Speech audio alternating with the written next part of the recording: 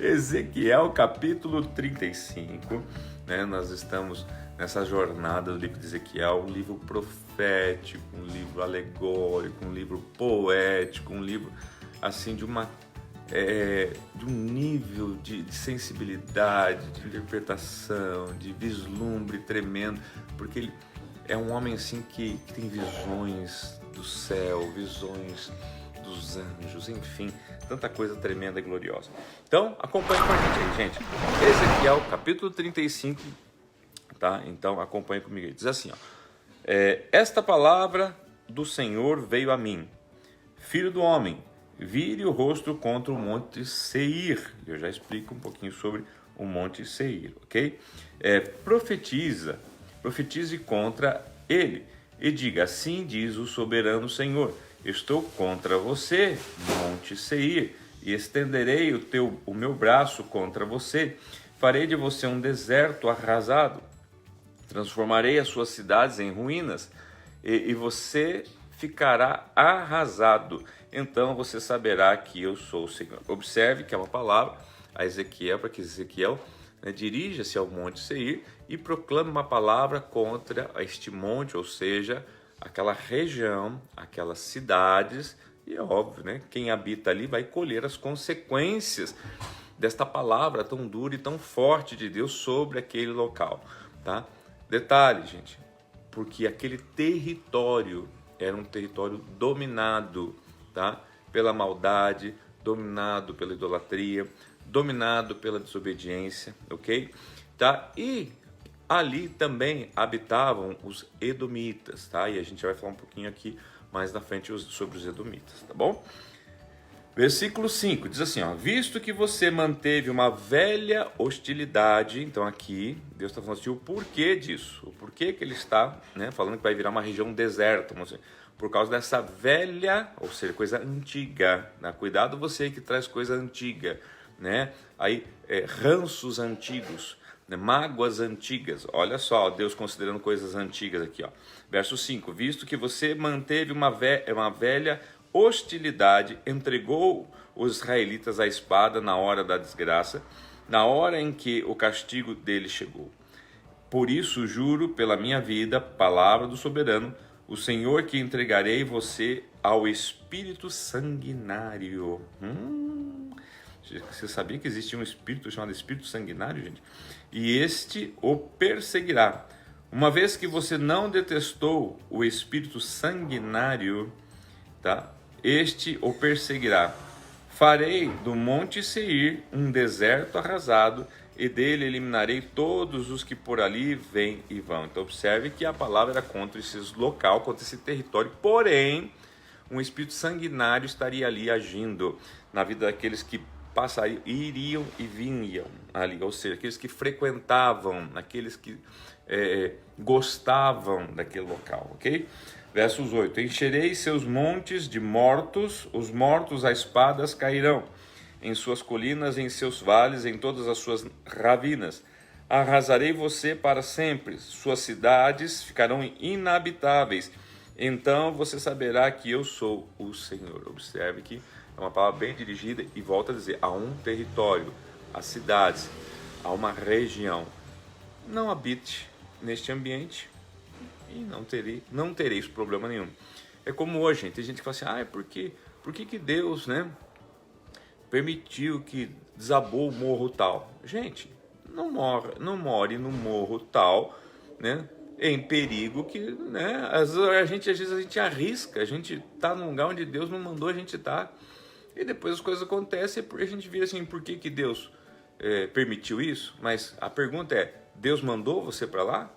Foi Deus que mandou você habitar lá e depois aconteceu algo ruim naquele local? Não, Deus jamais vai permitir que algo ruim aconteça com você se você estiver no centro da vontade de Deus.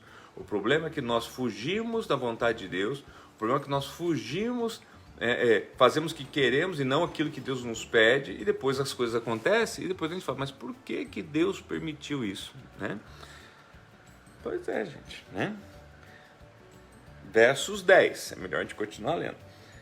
Uma vez que você disse, estas duas nações, agora então assim, e povos serão nossos, e nos apossaremos deles, estando eu, o Senhor, ali, juro pela minha vida, palavra do soberano Senhor, que tratarei você de acordo com a ira e os ciúmes que você mostrou em seu ódio para com eles, e me farei conhecido entre eles quando eu julgar vocês. Versos 12. Então você saberá que eu, o Senhor, ouvi todas as coisas desprezíveis que você disse contra o monte de Israel. Observe que Deus está falando agora. Agora está falando de um povo e está falando de coisas que falaram. E ele chama assim: você pensa que eu não ouvi? Você pensa que eu não ouvi as coisas desprezíveis que se desprezam que você falou do povo de Israel, dos montes de Israel, do povo não, dos montes de Israel? Gente, aqui é para as pessoas que estão acostumadinho pegar e falar, né, o que pensa e o que não pensa, né? Ah, eu falo mesmo, né? Eu sou dono da minha boca, eu falo mesmo. Deus está falando assim: você pensa que eu não vejo o que você está falando? Você pensa que eu não registro o que você fala? Ah, mas eu falei de brincadeira. É, gente, tá tudo registrado diante de Deus. A gente tem que pensar. Tem gente que fica reclamando de Deus, tem gente que fica falando de Deus, tem gente que, porque Deus me conhece. Eu falo que eu, né, o que eu, ótimo, só que saiba que tá tudo registradinho. Tá? E aqui Deus está falando, Deus está cobrando o que foi falado. E depois a pessoa não pode reclamar, tá? Olha só, versos 13. Você encheu-se de orgulho contra mim e falou contra mim sem se conter, e eu ouvi. Olha Deus falando. Você falou o que você quis de mim, Deus está falando, tá? Sem se conter. Porque Deus é isso, porque Deus é aquilo, porque... E eu ouvi. Deus falou assim, e eu deixei. Tá? Agora, para pensar, gente, nós estamos falando de quem? Nós estamos falando de Deus, do Criador. Nós estamos falando do magnânimo, do magnífico, do maravilhoso, do Deus forte, do eterno, do Criador, daquele que nós deveríamos vigiar até os nossos pensamentos, porque Ele é santo, Ele é soberano, Ele é supremo, Ele é sublime, Ele é maior, Ele é excelso. Meu Deus! Gente, entendamos isso. Não se abre a boca para falar, e muito menos se pensa de alguém que é perfeito, de alguém que é Deus. Sabe? Nós estamos muito longe, né, de ter a perfeição, né, de um filho de Deus, ainda que sejamos considerados como filhos de Deus. Então, quem somos nós para julgar Deus nas suas ações?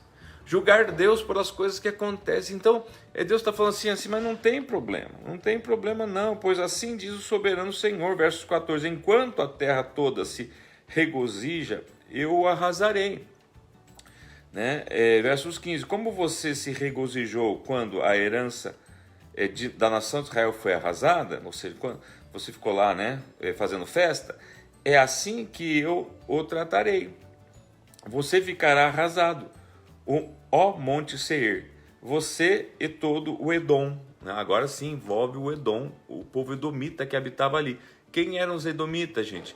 Edom eram os descendentes de Esaú. Lembra? Filho de Isaac, Jacó e Esaú. Esaú era o primogênito, vendeu a primogenitura para Jacó por um prato de lentilha.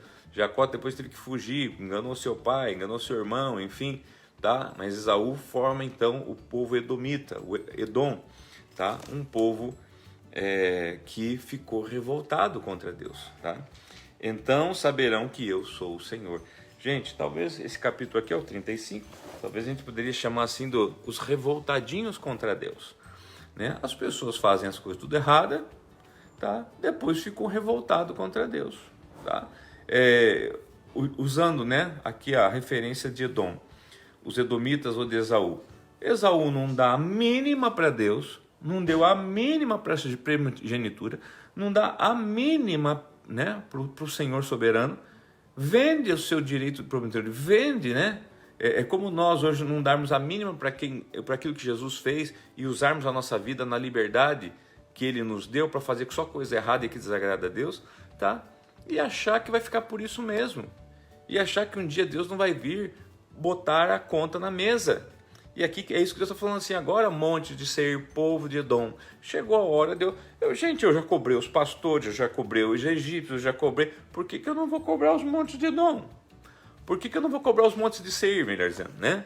O povo edomita. Não, vocês falaram o que vocês quiseram, eu fiquei quieto, eu ouvi as suas injustiças, eu ouvi os seus murmúrios, eu ouvi as suas reclamações, agora é hora de eu então cobrar.